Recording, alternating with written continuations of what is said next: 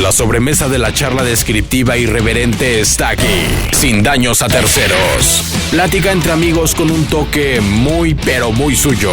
Ya empieza, sin daños a terceros. Amigos, con Edel López. Buenas tardes, noches, días, dependiendo de la hora que nos vean aquí en Sin Daños a Terceros. Hoy estamos con una consentida del programa, porque ya es una consentida del programa. La tuvimos una primera vez platicando acerca de todas esas cuestiones climatológicas que a todo el mundo nos interesan.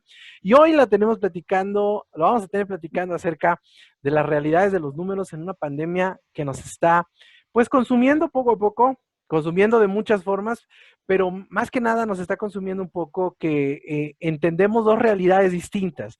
La realidad de los números, la fría realidad de los números y la fría realidad, entre comillas, que nos quieren hacer ver en toda esta administración que, sin decir más y sin decir menos, ha tenido en los números precisamente un aliado y también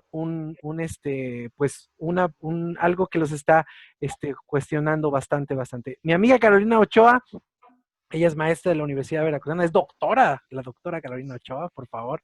Y entonces ella va a platicar con nosotros acerca de toda esta situación de los números detrás del COVID aquí en México. Hola, Caro, ¿cómo estás? Hola, Edel, buenas tardes. Qué bueno que dices que soy consentida, si no, me voy. No, claro que sí es consentida. Oye, Caro, para que entremos un poco en materia, hace poco vi un artículo bastante interesante en una revista que patrocina la Universidad Veracruzana, creo, ¿verdad? Es de la Universidad Veracruzana, ¿verdad? ¿Sí? Pues es del suplemento del periódico. Es un suplemento del periódico. Bueno, el suplemento científico, la parte de ciencia de la jornada. Perfecto. Entonces, estaba yo leyendo acerca de esta comparación que hiciste entre la campana de Gauss y la campana de Gatel. un artículo muy interesante que nos habla precisamente de cómo el trato en los números ha sido una constante en esta epidemia y cómo estos números que tú desglosas en este artículo, esta comparación muy intuitiva entre Gauss y Gatel, pues nos deja una cuestión bastante interesante, sobre todo en ver que no estamos teniendo los datos que nosotros quisiéramos tener, ¿no? Entonces, me gustaría que platicáramos un poco de ese artículo y cómo es el trato de los números en esta pandemia, Caro. ¿Cuál ha sido la razón fundamental de que los números sean una parte fundamental de esta pandemia? Ok, bueno, en el artículo es enfocado un poco a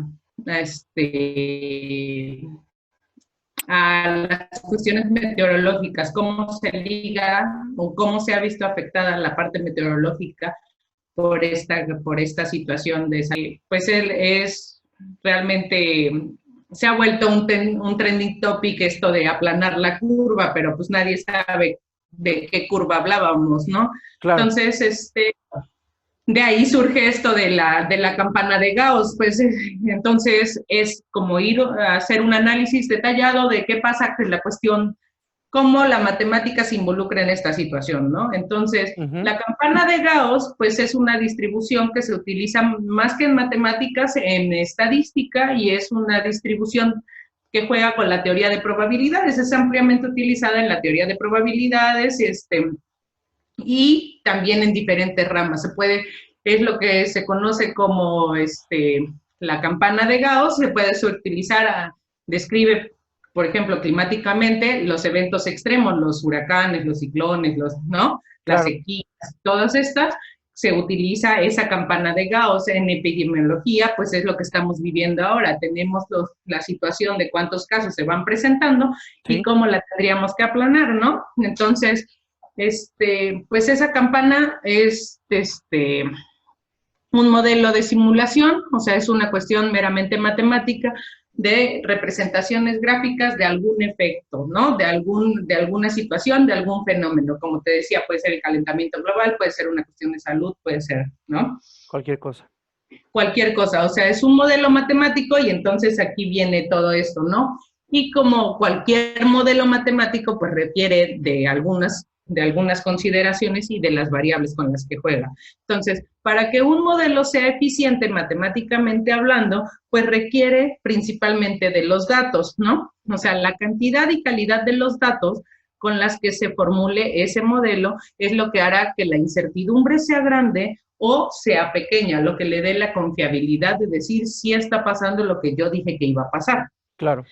Entonces, hablamos de una estrategia, de una situación, de cómo un país va a enfrentar esta situación particular, y entonces hablamos de que se empieza a trabajar meses antes de que se presente el caso y se define, ¿no?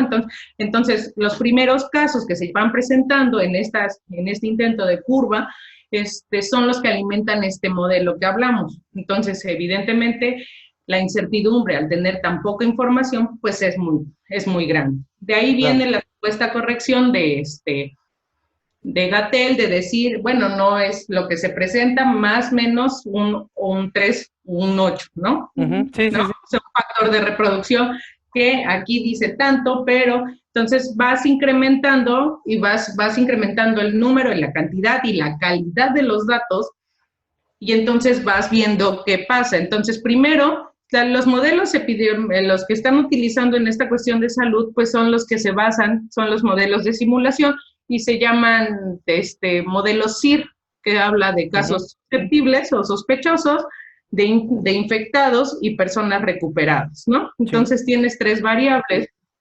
Entonces, como se vaya presentando, pues es que vas simulando. Después puede existir otro que también se llama, dado el factor que tiene este virus en particular, que tiene una tasa de incubación de ciertos periodos, de 2 a 14 días, ¿no? Sí. En lo que el infectado muestra síntomas, entonces puedes modificarlo y entonces se llamará modelo SIER.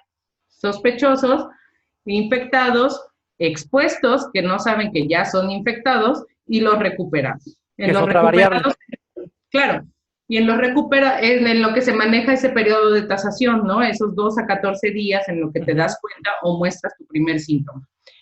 Y en los recuperados es importante señalar que, pues, sí puede incluir la persona que se recuperó o el caso de la persona que lamentablemente falleció, ¿no? Claro. Entonces, es una forma de entrar y salir del modelo. Oye, Caro, y aquí yo creo que la pregunta fundamental que tienen todas las personas en este país es, ¿estamos teniendo datos reales entonces? O sea, porque basándote en estos modelos que tú estás mencionando en un inicio, siempre tenemos la idea de que, porque sucede, la administración se ha vuelto tan mentirosa, porque esa es la realidad, que desafortunadamente todo lo que se dice, pues no lo tomamos tan en serio, ¿no? Y no porque no sea serio, sino porque te das cuenta que existen muchísimos factores que se contradicen unos con otros. Pero, por ejemplo, Gatell hablaba de que íbamos a llegar a esta fecha, ya íbamos a ir para abajo, ¿no? Cuando él en ese momento no sabía ni siquiera cuál era la ponderación que iba a tener una curva, ¿no? O sea, él tenía a lo mejor pequeños fragmentos de datos y donde él hizo una proyección, pero no pensaron que en este momento de la epidemia íbamos a estar en más de 53,000 muertos, por ejemplo, ¿no? O sea, como que ha sido una cuestión entre los datos y la realidad. ¿Tú crees que sea eso? O sea, ¿la realidad nos ha superado? Bueno, a ver, hay yo creo, dos cosas que son importantes. Una es, como te decía, la cantidad y la calidad de la información que se le mete al modelo. Ajá. Y en el caso particular de México, como en otros países, pues el número de pruebas que se realicen es importante, porque de ahí partirá la calidad y la cantidad de información. Claro. Desde el principio de la epidemia en México se ha dicho que nosotros no íbamos a realizar grandes cantidades o pruebas masivas porque era innecesario, ¿no? Sí. Era innecesario y era súper costoso. Entonces, ya de ahí hay un factor de error, por así decirlo, en el modelo, porque evidentemente solo están testeando a las personas que ya llegan con síntomas graves, porque a los demás les han dicho, si estás leve y crees que lo puedes soportar, quédate en tu casa. Claro. ¿No? Entonces ya hay un factor de desfase que que harían que el modelo la proyección del modelo no fuera la que está, no represente la realidad tal cual, ¿no? Claro. Y la otra es que, pues, hasta ahora los modelos matemáticos, estos que te estoy contando, pues solo incluyen este tipo de variables, ¿no? Sin embargo, incluir como se ha pronosticado la pandemia, por así decirlo, no incluye factores sociales y culturales, y mucho menos económicos, ¿no? Es una situación ya de solo una sintomatología de enfermedad, de infección, Claro. pero todos los factores sociales y económicos no están incluidos. O sea, no está incluido qué porcentaje de la población en este país tiene que salir a trabajar porque si no, no come. No está incluida no está incluida yo sí le creo o no le creo, ¿no? No Claro. está incluido si tengo una visión política o una cuestión, ¿no? Algún antecedente políticos. Hasta ahora, por ejemplo, se ha visto y son datos recientes, pero evidentemente que no se han incorporado este tipo de modelos en la estrategia meramente federal, que la mayor cantidad de personas infectadas y lamentablemente fallecidas tienen cierto nivel de escolaridad, pero ya es consecuencia de, ¿no? Sí. Pero no se incluyen en el modelo, entonces evidentemente la realidad o las proyecciones pues van a quedar desfasadas por estas cuestiones. Oye, y como comunidad científica, o sea, aquí es bien importante hablar que en una administración en donde evidentemente los científicos se han convertido en el último, del último eslabón de la cadena, o sea, ya los están sacando prácticamente de toda la cuestión administrativa, porque esa es una realidad. Muchos científicos se han dado a la tarea de no desmentir, porque yo creo que hablar de desmentir no es así, porque los números ahí están, y los números son fríos y son calculadores, ¿no? Ya bien lo dicen. Pero la comunidad científica se ha encargado un poco de poner a prueba esta credibilidad inexistente de la administración federal. Pero como comunidad científica, ¿qué es lo que sienten ustedes al ver este trato de la información? O sea, porque al no existir pruebas, ustedes no tienen los suficientes elementos para poder crear modelos reales de todo lo que está sucediendo. ¿Qué es lo que creen ustedes que deba suceder en futuras pandemias, Dios no lo quiera, para que esto pueda tener una historia real de lo que está sucediendo en este país?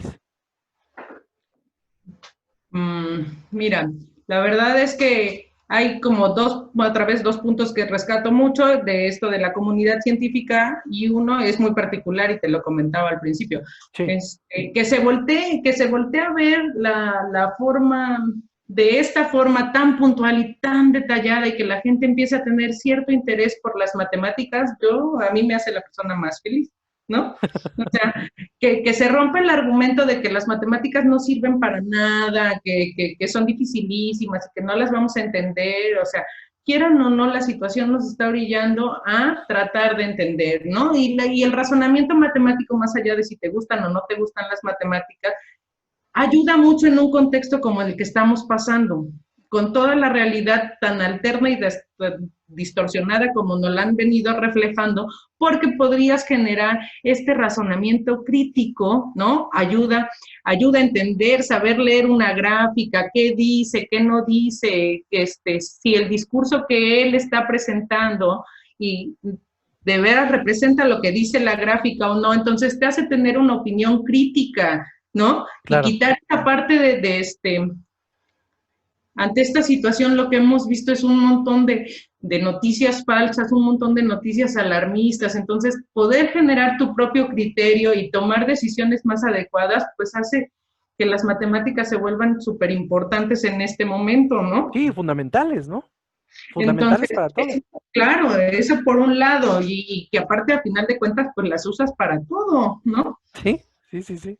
Y por el otro, pues sí hay que tener en cuenta que dependiendo la información y que el contexto, pues es muy complejo, porque al principio de la pandemia, por lo menos en México, pues era una situación una cuestión de salud pública, ¿no? Que a lo largo de que ha ido trascendiendo y que ha ido transcurriendo, pues te has dado cuenta que el señor, pues, si tú revisas las conferencias ¿qué te gusta? Principios de abril, él no mintió, él dijo, esto va a ser una situación tan larga, puede ser tan larga que nos podemos llevar el resto del año, pero podríamos atender a la mayor cantidad de población en condiciones graves. La situación está basada, esta estrategia federal está basada en un contexto de disponibilidad de camas y ventiladores, o sea, ¿no?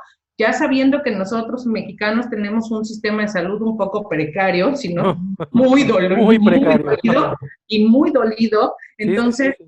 el aplanar la curva, lo que va es a tener la disposición o la disponibilidad de que las personas o sea, ya sabemos que la enfermedad tiene un factor de letalidad relativamente bajo, entonces mucha gente dice, pero si es bajo, ¿por qué estamos todos encerrados, no? Claro. Entonces, estamos todos encerrados para que el porcentaje, por muy bajo, ante unas condiciones muy precarias, todo el que llegue y lo necesite, lo tenga. Porque no es lo mismo infectarte y que te atiendan a infectarte y quedarte en tu casa, porque no hay para dónde ir. Claro. Entonces, el Señor no mintió, Él dijo, va a ser tan larga y como sea necesario para que nosotros podamos tener esa atención, ¿no? Sí. Y la otra, es que mucha gente, pues, ante esa incredulidad, pues no está atendiendo las medidas, ¿no? O sea, yo por qué tengo que usar un cubrebocas, yo por qué tengo que, ¿no? O sea, ¿por qué no existe?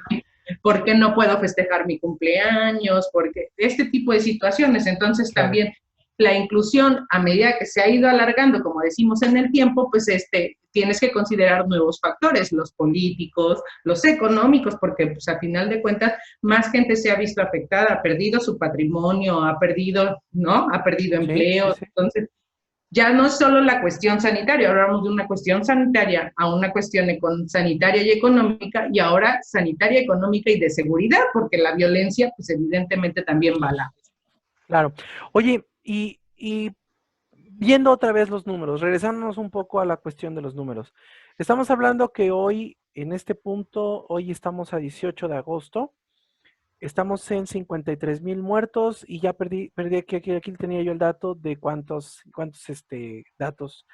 casos confirmados. Si cerca del medio millón. Del medio millón, más o menos. Si nosotros seguimos en esta constante, porque como lo sabemos, la matemática se maneja por constantes o por variables, ¿no? O sea, siempre ha existido esta situación. Siendo positivos, ¿cuándo podrá efectuarse una caída en esta campana de Gauss? Porque cuando hablamos de la campana de Gauss, gráficamente la observamos y es como un tobogán, ¿no? Llegamos a un pico y vamos de bajada. Y en muchas ocasiones, la bajada es cuando existe una menor cantidad de datos y una mayor cantidad de afluencia de datos, porque ya se están haciendo menores, ¿no? Pero, ¿cuál es el panorama positivo de proyección? ¿Nosotros vamos a llegar a fin de año con una campana bajando o una campana en su pleno pico? ¿Tú qué piensas como científica? Mira, de lo que muestran los datos en un panorama nacional de lo que yo he visto es un cierto descenso, pero no, o sea, sí hay, digamos, la campana, como tú dices, es una aproximación y llega a un punto cúspide y a lo mejor se mantiene cierto periodo y de ahí empieza a descender, ¿no? ¿Sí? Y en el panorama federal, o sea, nacional, ya presentó ese pico, por así decirlo, y en algún momento empezará a descender, pero no hay que perder de vista que las situaciones estatales o locales son completamente diferentes, o sea, debemos entender que la situación o las proyecciones son completamente diferentes. Si te pongo el caso de Veracruz, asumió el confinamiento el mismo periodo que Ciudad de México, que presentó su primer caso a finales de febrero, ¿no? Y entonces a principios de marzo dijeron, ya debemos parar todo, bla, bla, bla. y Veracruz lo hizo, pero Veracruz presentó su primer caso un mes después, entonces nosotros aquí vamos desfasados un mes con la proyección de Ciudad de México o el Valle de México. Entonces eso hace que nosotros apenas estemos alcanzando el máximo, por así decirlo, si es cuestión nada más de tiempo, ¿no? Sí, claro. Evidentemente, ya si bajas más la escala y lo pones a Jalapa, pues Jalapa presenta un desfase más de unos 10, 15 días con respecto a la situación estatal de Veracruz. Entonces, no hay que perder de panorama. Son curvas que se van traslapando. Son curvas completamente diferentes y entonces que el estado de Veracruz diga que ya cambió a semáforo naranja no quiere decir que todos los veracruzanos tenemos que salir, ¿no? Claro. No, sin revisar la situación local. Por ejemplo, Jalapa, Veracruz cambió a naranja, pero Jalapa está en su punto máximo. Jalapa y Orizaba, porque incrementaron porcentualmente fuertemente sus contagios. O sea, uno tiene 60% más contagios que la semana anterior y Jalapa tiene el 44%, me parece.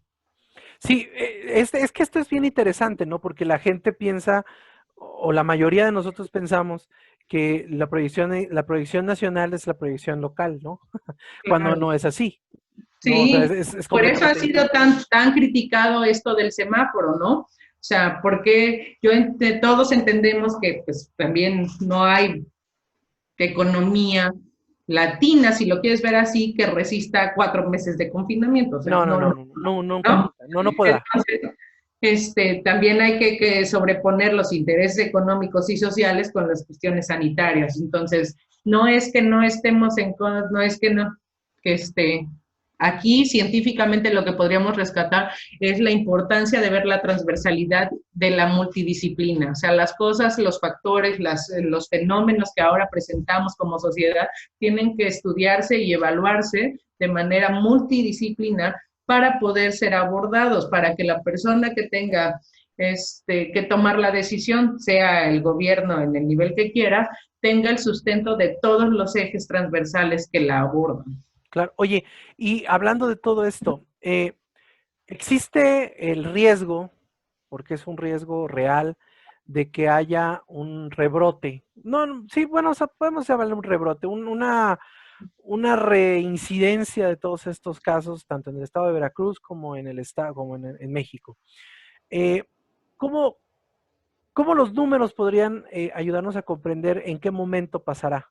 ¿No? Porque como tú lo has platicado muchas veces, los números te ayudan a ver un panorama más amplio, ¿no?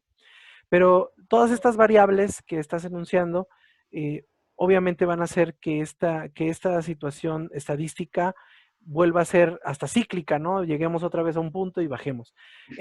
Ustedes como comunidad científica, y me refiero a todos estos que han estado estudiando todo esto y tú como parte de esta gran comunidad, ¿cómo piensan que puede llegar a ser una situación así? O sea, ¿llegará a pasar que exista un rebrote hablando estadísticamente, dependiendo de todos estos factores? Mira, es muy curioso porque hemos estado platicando con otros colegas que todo el mundo habla ya del dichoso rebrote, siendo que no hemos podido salir del brote inicial, ¿no? Claro. Entonces, este fanatismo de la gente de futurizar lo que va a pasar sin ver la realidad cercana es muy impresionante.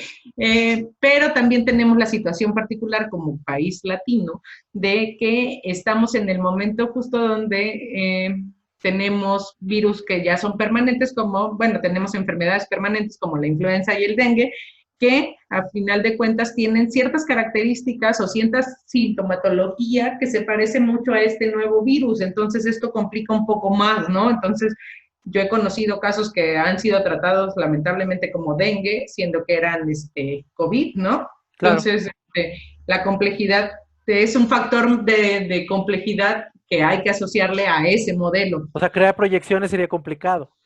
Claro, bueno, no es que no se pueda, es que simplemente hay que incrementar el número de variables que se tengan.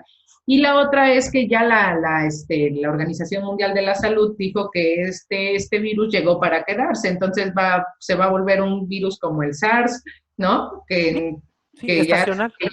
Exacto, estacional, y entonces evidentemente habrá rebrotes y evidentemente estas curvas serán, pero también es cierto que lo que tomó por sorpresa es que era un virus nuevo del que no conocíamos nada. Entonces, a medida que se ha ido conociendo, se ha aprendido a tratar, se ha aprendido a identificar y entonces probablemente los rebrotes sean en una menor presencia, ¿no? Oye, Caro, y ahora hablando de ya en tu tema, en tu mero mole, en toda la cuestión climática y todo esto, ¿cómo ha afectado? La vez pasada que estuvimos platicando hablábamos acerca de todas lo que el encierro ha beneficiado al lo que es el planeta, ¿no? Que zonas de mucha polución como China, como Japón, como Australia, por ejemplo, se han limpiado, por decirlo de una forma, de toda esta polución que estaba encima. Pero el clima, ¿cómo se ha visto afectado ahora con esta situación del COVID, independientemente de las cuestiones ya de cada gobierno? ¿Ha existido un cambio? O sea, ustedes como meteorólogos han encontrado un cambio sustancial en lo que ha sido el clima y el COVID. ¿Hay una relación constante? Pues una relación constante no. Esto del confinamiento lo que sí ha mostrado es este llamado, lo que han denominado como respiro del planeta, ¿no? El cielo más azul, la calidad del aire ha mejorado en ciertas zonas, como tú dices, son ciudades industriales y demás, ¿no? Y sí se ha visto una disminución de emisiones de gases de efecto invernadero, porque todas las industrias están paradas, porque no. Lo que no sabemos es si verdaderamente ese breve respiro que tomó el planeta sea sustancial como para modificar el clima. Y eso lo tendríamos que ver ya en un futuro próximo, porque ahorita pues te podríamos decir, está bien, las situaciones son normales, ¿no? O sea, claro, sí ha habido ese respiro, pero también hay que pensar qué va a pasar el día que volvamos a una supuesta normalidad, ¿no? O sea, evidentemente cualquier empresa que paró durante 3 o 4 meses va a sobreproducir para poder estabilizarse económicamente. Entonces, esa sobreproducción, ¿cuánto nos va a costar en cuestiones climáticas? Todavía no la podríamos estimar. Tendríamos que esperar a ver qué pase y entonces saber si fue bueno o malo el respiro para el clima. ¿Se han creado protocolos? O sea, porque ya ves que hay muchos países, por ejemplo, Alemania, el otro día estaba yo leyendo que ha modificado ahora su forma de captar energía. Ahora se ha ido más por las energías limpias que por las energías generadas por carbono o otro tipo de insumos. Pero ya existe dentro de la comunidad científica protocolos o algunas propuestas para que esto que me acabas de comentar, de que cuando regresemos todos de madrazo, no exista un impacto tal, porque me quiero imaginar y quiero pensar que va a ser un impacto considerable, ¿no? Porque es como si tuvieras me lo imagino así, ¿no? Que si tuvieras una coladera y le estás poniendo tierra de a poquitos y le pones agua y se va, ¿no? Pero le pones mucha tierra, poca agua y se va a quedar ahí hecho una pelmaza y nunca se va a ir. O se va a ir, pero por momentos muy largos. Entonces, ¿hay alguna propuesta o protocolos que ustedes estén pensando para este momento de regresar todos? Y que el COVID, y entre el COVID y el ¿cómo se llama? Y todo este regreso, ¿podamos ayudar al planeta en ese sentido? Bueno, hay acuerdos internacionales, no sé si a raíz del COVID, pero por ejemplo estamos en el umbral del tiempo límite que se estableció en París, en el Acuerdo de París, para decir nosotros, países, vamos a reducir nuestras emisiones. Entonces, esa será la primera evaluación, si de veras llegamos a lo que prometimos en 2015, ¿no? Y después, pues, sí existen, sí se están trabajando en cuestiones de políticas públicas a esa trascendencia, porque ya está demostrado, o ya está, no demostrado, pero sí han hecho hincapié la comunidad científica especialista en cambio climático, que la destrucción de la biodiversidad y de los hábitats naturales influye mucho en que este escape de virus nuevos sea una cuestión ya recurrente, ¿no? O sea, estas afectaciones a los ecosistemas está haciendo que nuevos virus broten y que esta situación se va a poder presentar en repetidas ocasiones y habla en un periodo de retorno de 5 años. Es decir, nosotros vamos a tener cada 5 años o de 5 a 10 años una situación como esta de un virus nuevo desconocido totalmente. Entonces, sí se está trabajando en la restauración de ecosistemas, en volver en esta fusión de rescatemos al medio ambiente, porque a final de cuentas es eso, ¿no? O sea, estamos tan invadidos por la marcha urbana que ya todo lo que tenga que ver con la biosfera y el hábitat natural deja de importar en tal grado y esta es una de las posibles consecuencias, ¿no? O sea, claro, sí, sí, sí. Oye, y vamos ahora, porque siempre lo he dicho y siempre he tratado siempre trato de separar lo que es la política de las entrevistas, pero a veces es muy complicado. pero te gana. Pero me gana. No, no, no. Es que yo creo que siempre en México vivimos en una especie como de embudo y en donde siempre todos los proyectos siempre tienen que llegar a esa parte política que los detiene, ¿no? Entonces vamos de lo muy grande a lo muy pequeño y ahí siempre hay muchos problemas.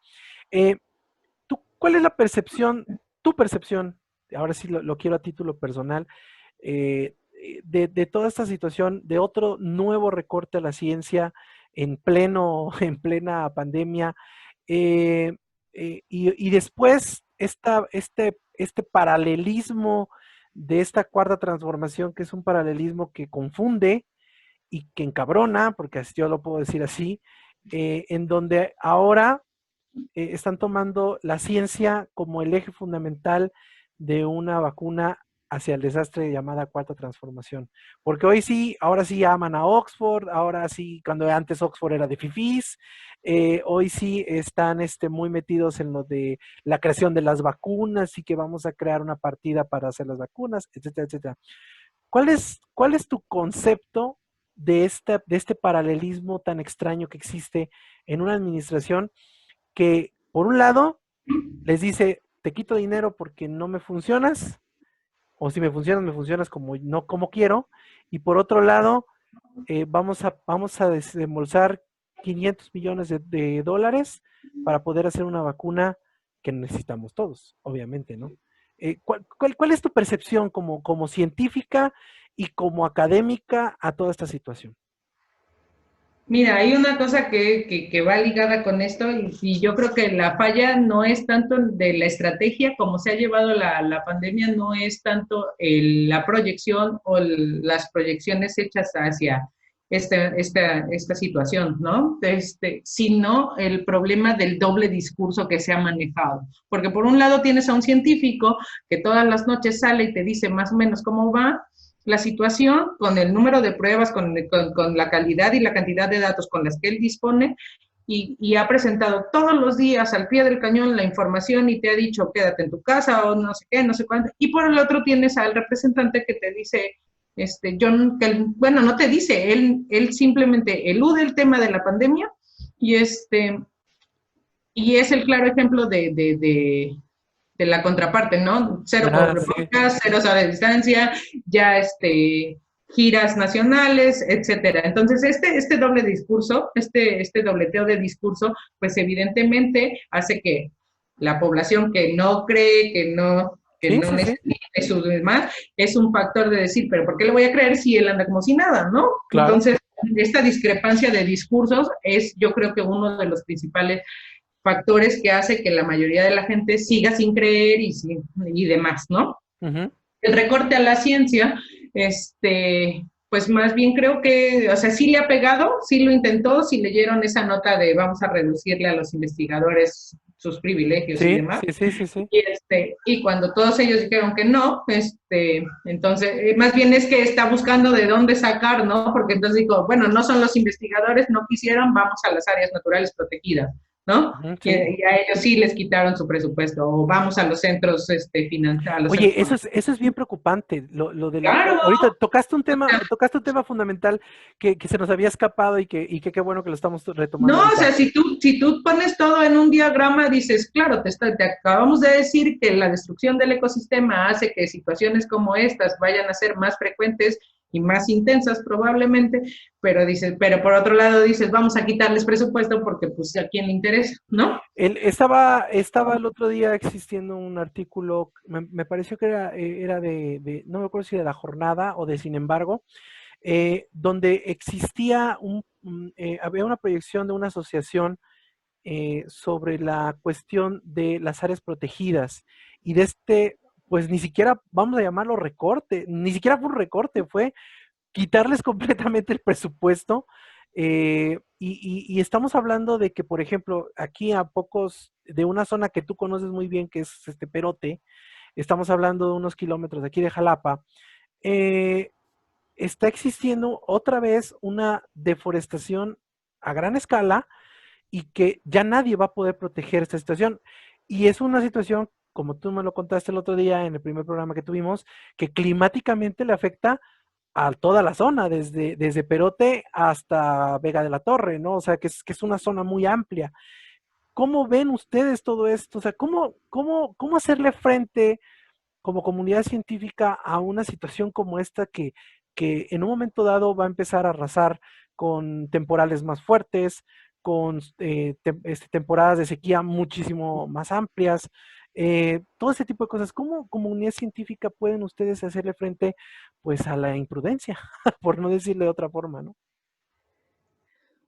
Pues más bien yo creo que son intereses, entre imprudencia y intereses, pero volvemos al tema, o sea, ahora cualquier problema, a lo que yo considero muy personalmente es esta importancia de la multidisciplina y la interdisciplina, o sea, que el meteorólogo pueda hablar con el matemático, que pueda hablar con el abogado, que pueda entender al hidrólogo, que pueda entender al ambientalista, al biólogo, y todas estas interacciones entre ramas y demás, hace que la evaluación, que el diagnóstico, y es como poner hacer como un FODA de todas las perspectivas posibles, ¿no? Entonces, evidentemente podríamos llegar a análisis y a resultados diciendo, tomando mejores decisiones, porque el escenario que tenemos es muy detallado. Volvemos al punto de las matemáticas, la importancia de la cantidad y la calidad de la información siempre influye en el resultado, ¿no? Claro.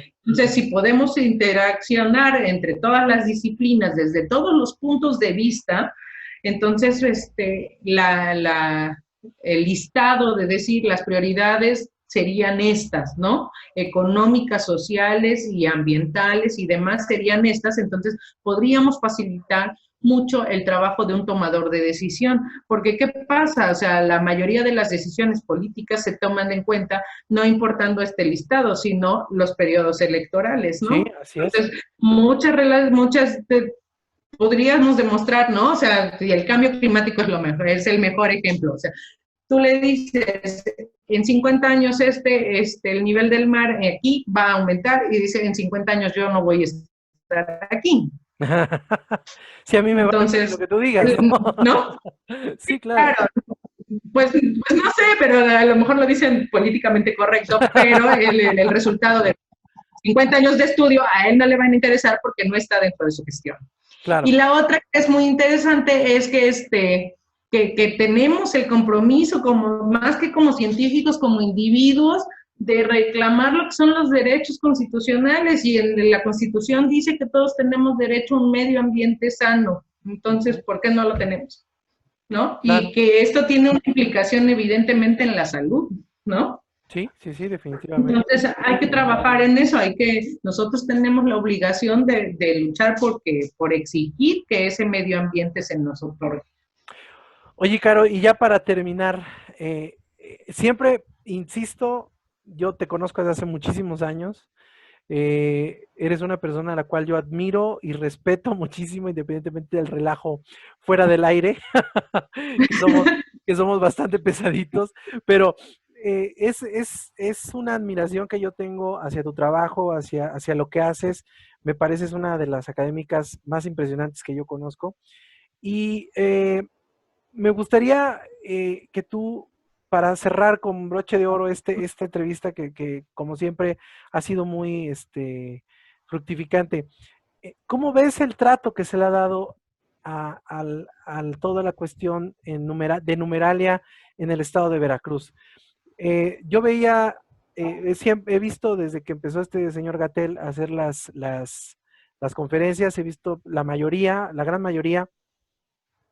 Creo yo que el señor, a lo mejor, como dices tú, si no tiene los datos siempre a la mano, pero por lo menos está ahí al pie del cañón, ¿no? O sea, vaya, en un momento dado estás, pero a lo mejor no sirves, pero ahí estás, ¿no? Vaya, pero en el estado de Veracruz sí he visto un vacío muy grande en cuanto a información, en cuanto a trato de la epidemia, en cuanto a todo. Creo que Veracruz está pasando una de las peores administraciones habidas y por haber, pero en este sentido sí se me hace un poco extraño que un día tenemos una información estadística y al otro día es una información estadística completamente distinta. Hay vacíos de información muy grandes. ¿Cuál es tu percepción del trato que se le está dando a la información en el COVID en el estado de Veracruz? Creo que ellos tratan de replicar, sí, la situación federal, ¿no? O sea, también hay una conferencia de prensa diaria donde, ¿no? Sí, o sea, sí. la réplica es tal cual, ¿no? O sea, de la situación federal a la situación estatal. También es cierto que la cantidad de información en Veracruz, pues también está muy, muy limitada, ¿no? O sea, el número de pruebas aquí es evidentemente menor. Claro. Pero yo exhortaría mucho a la gente a consultar la información, porque lo que yo he estado viendo así en análisis rápidos y tendenciosos son que la gente se va con el WhatsApp de la prima, con el Facebook de no sé quién. Entonces, la desinformación también es un problema, ¿no? Claro. Entonces, con el que hay que tratar de reducir y de ahí otra vez, como vemos al inicio, o sea, la importancia de generar un razonamiento crítico y de lo observado aparte, ¿no? Entonces es necesario que cada quien tenga ese compromiso de rascarle un poco a información, que si ya sabe que la cantidad y la calidad de información tal vez de su estado o de su país no es fidedigna, pues hay fuentes oficiales que están cubriendo esta situación alrededor del mundo. Entonces, tratar de buscar fuentes de información certera, digamos, ¿no? O sea, que sea más apegado, confiable, ¿no? claro, que sea confiable, y exhortar a la gente a esto. Esto es una situación que involucra muchos factores, el económico, el social, el cultural, lo que hablábamos al principio, ¿no? Entonces, es una cuestión de responsabilidad social. Si todos queremos ya salir de este confinamiento, todos tenemos que trabajar en ello. Entonces, sí sale la importancia del cubrebocas, por mucho que las autoridades no lo quieran usar, pues es esencial, ¿no? Claro. O sea, no lo hagas por ti, hazlo por la gente que vive contigo, ¿no? Claro, claro. Pero bueno, o sea, sí, el trato, la información, pues está, un punto bueno, si lo quieres ver así, es que la información está y está disponible. O sea, es nada más cuestión de que la gente se tome la molestia de buscarla, ¿no? O sea, así es. Pues sí. Que sea buena o mala, pues ya ya no lo sabemos. No sé, pero la información está, o sea, sí hay, pero sí. Y por favor, o sea, como en los casos de fenómenos meteorológicos, de las lluvias y todas esto, la importancia de consultar fuentes oficiales es primordial para cualquier razonamiento. Oye, y ya estamos en tu Huracán Fest, ¿no? Ya, ese es la temporada de huracanes, ¿no? Ya, claro, desde principios de junio. Entonces, es otro factor ¿no? Es otro factor imagínate, o sea, tienes que unir en esta situación tan particular en la que nos tocó vivir, está el COVID, está ahora el dengue, el Zika, la influenza, sí. ¿No? Y ahora súmale estas inundaciones, esta temporada ciclónica que hace, por ejemplo, ¿viste Monterrey? Sí, que se tuvo, sí. O sea, situaciones como esa de la importancia de cómo vamos a mover a gente, a comunidades completas en una situación tan, pues la pandemia en sí, ¿no? O sea, tuvieron que evacuar hospitales, toda esta movilidad pues también es de influir. Oye, ¿no? oye, Caro, y hablando antes de terminar, hablando así rapidísimo de otra cosa, ¿cómo nos van a ir de huracanes en esta temporada? Tengo entendido que están un poquito por arriba del promedio las estimaciones de huracanes, ¿no? O No te sea, tengo un para que número no nos tal cual, sorprenda el 2020. claro, ¿no? O sea, es que vamos subiendo de nivel, ¿no? Entonces, de Sí, claro. complejidad. Entonces, pues ahora sí, tengo entendido que están estimados, según el Centro Nacional de Huracanes, por arriba del promedio medio por veintitantos, ¿no? O sea, si teníamos, por decir un número, 6, ¿vamos a tener 8? Sí, más o menos, O ¿no? sea, Estamos es un más o poquito menos. por arriba del promedio, tienen estimado, es que no te quiero mentir, no No, no, recuerdo no, el no. dato, No, ¿no? no, me refiero Sí, a que la esta temporada. estimación de en esta temporada de huracanes está un poquito por arriba del promedio. No sabemos si es en intensidad o en frecuencia o en duración, eso sí, no, pero sí están estimados por arriba del promedio. Y ya empiezan los frentes fríos también, ¿no? No, O sea, frentes fríos, una vez que venimos saliendo de los es una frentes fríos, chulada. claro, es una cosa preciosa, ¿no? Pero es para que todos entendamos que todos estamos interconectados de todo, Claro, claro. Pues ¿no? Carolina, la verdad me da muchísimo gusto que estés aquí. La vez pasada tuve a bien muchísimos comentarios positivos acerca de nuestra entrevista. Me dio muchísimo gusto leerlos y me dio muchísimo gusto saber que a la gente le agradó el tema. Estoy seguro que este tema también les va a agradar y les va a gustar. Pero antes que otra cosa, a mí me da muchísimo gusto que estés aquí. Yo te quiero mucho. Eres una persona muy preparada y me gustaría que nos dijeras algo antes de terminar el programa, algo que tú quieras agregar antes de terminar el programa. Antes de terminar el programa primero te quiero agradecer porque tienes muchas palabras bonitas siempre para mí. Y no sé si me las merezco todas. Me da mucho gusto que el otro programa haya salido bien. Yo siempre te quiero hacer quedar mal y no me sale. Pero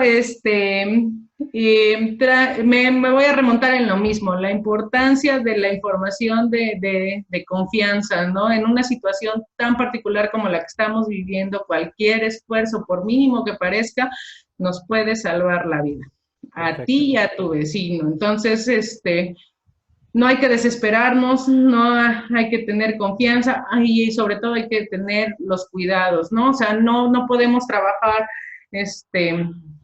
no podemos exigir lo que no estamos dispuestos a dar y entonces, todo el trabajo personal siempre será retribuido, ¿no? Cuidar los cuidados, o sea, atender las recomendaciones y las fuentes oficiales de información. Perfecto, Carolina. Pues te agradezco mucho que estés aquí. Agradezco mucho este otro programa de Escenarios a Terceros y los invitamos para que chequen este programa de Escenarios a Terceros todos los miércoles y los viernes a través de Permanencias Voluntarias y Permanencias Voluntarias Radio. Este programa está pues llegando a todas estas personas que quieran saber un poco más acerca de los números del COVID y sobre todo es un programa que es hecho para ustedes con todo el cariño de siempre. Y bueno, pues nos vamos. Les agradecemos mucho que hayan estado con nosotros en estos 45 minutos más o menos y los invitamos a estar todas las semanas aquí en Sin Nadie Se Te Debe. Muchas gracias, Carolina. Te agradezco mucho. Muchas gracias a ti. Nos vemos. Hasta luego. Bye.